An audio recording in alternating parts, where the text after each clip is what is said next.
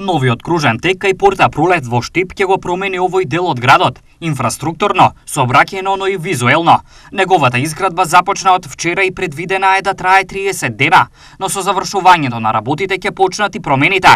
Од овој момент, овде се менува и дислоцира поголем дел од инфраструктурата, што опфаќа електрични и преносни кабли, дел од водоводната, но и од канализационата мрежа. Сепак неочигледна ќе биде промената во сообраќајниот режим. Се предвидува да се спроведе ново решение кое што претходно не беше предвидено, со воведување на двонасочен режим на сообраќај од судот до Пролет, со тоа што релациите на движење на возилата би се намалиле и ќе имаме пократко време на патување и на брза помош и на останатите возила, а со тоа исто така ќе се допринесе сообраќајот кој што е низ останатите улице Марш, како што се Маршал Тито и генерал Михајло Апостолски, да се намали густината на возилата кои што сакаат да поминат на тој дел од градот. Променетиот сообраќајен режим на оваа улица значи дека Штип ќе се лиши од 50 паркинг места. Заради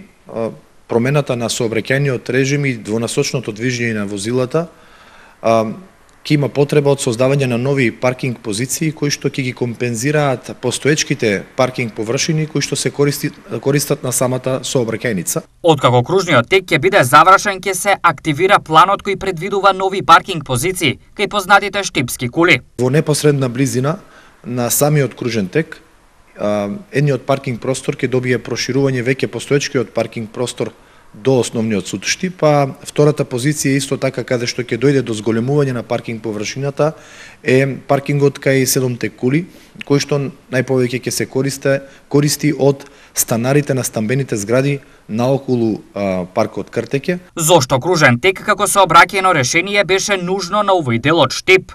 Согласно анализите на сообраќајните инженери, со оглед на реализацијата на проектот се предвидува ова да дојде до поголема сообраќајна безбедност, до побрз сообраќајен проток со самото двонасочно движење и со измената на сообраќајниот режим.